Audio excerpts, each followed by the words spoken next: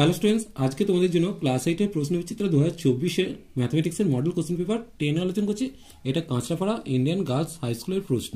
প্রথমে একের দাগ, নিচের প্রশ্নগুলি উত্তর দাও। এখানে তোমাদের 1 নম্বরের 6টি প্রশ্নের উত্তর করতে হবে। দেখো, একের প্রশ্নে দিয়েছে চিহ্নিত জায়গার ক্ষেত্রফল নির্ণয় করতে বলেছে, অর্থাৎ এই জায়গাটার ক্ষেত্রফল নির্ণয় করতে বলেছে। তাহলে এই জায়গাটার ক্ষেত্রফল নির্ণয় করতে প্রথমে বড়টার ক্ষেত্রফল থেকে কি করবো, বড়টার ক্ষেত্রফলের দরকার নেই, শুধুমাত্র এই দৈর্ঘ্যটা লাগবে আর এই প্রস্থটা লাগবে। চলো দেখে নেব।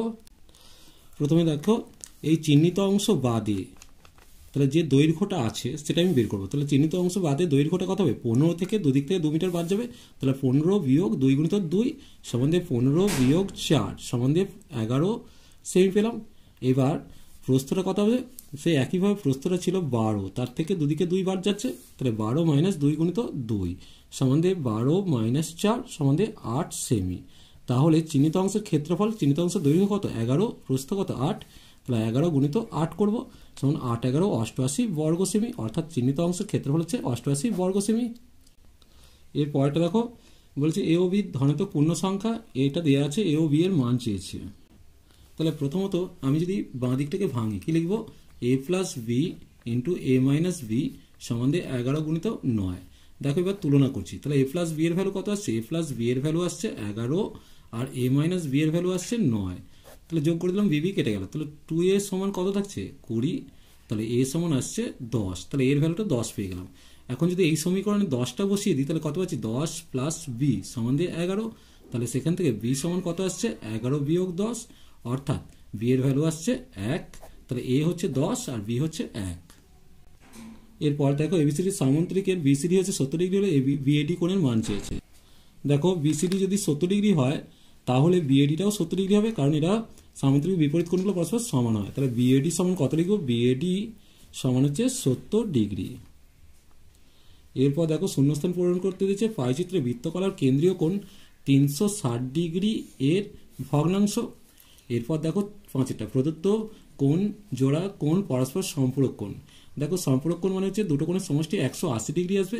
সেক্ষেত্রে আমি লিখতেই পারি, দেখো 85 আর 95 এই দুটোকে যোগ করলে কত আসছে দেখে নেব। 85 আর 95 ডিগ্রি যোগ করলে 180 ডিগ্রি। তাহলে বলতেই পারি 85 ডিগ্রি আর 95 ডিগ্রি পরস্পরের সম্পূরক কোণ। এরপর দেখো, বর্গাকার ক্ষেত্রে একটি বাহুর দৈর্ঘ্য এত মিটার দিলে ক্ষেত্রফল চেয়েছে। তাহলে ক্ষেত্রফল কত হবে?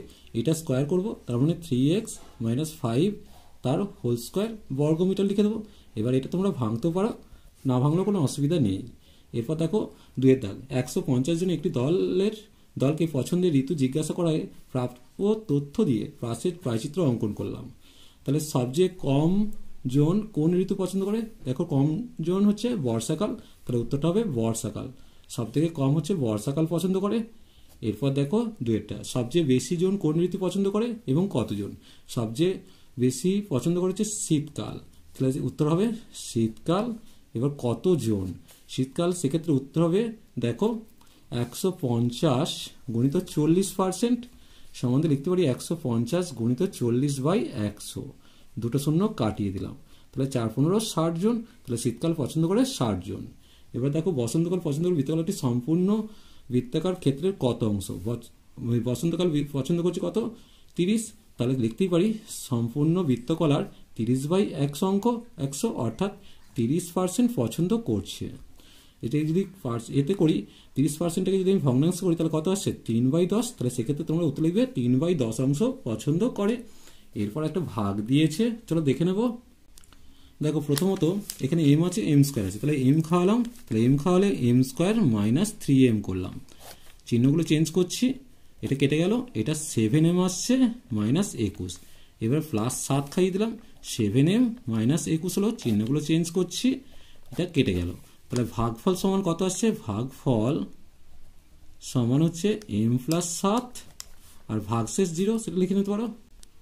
এর পরের অঙ্কটা দেখো, প্রদত্ত চিত্রটা দেয়নি, এখানে চিত্রটা দিয়েছে। প্রদত্ত চিত্রে এওপি বিওপি হচ্ছে 140 ডিগ্রি বেশি, এওপি ও বিওপির মানটা চেয়েছে। এটা তোমাদের বইয়ের অঙ্ক।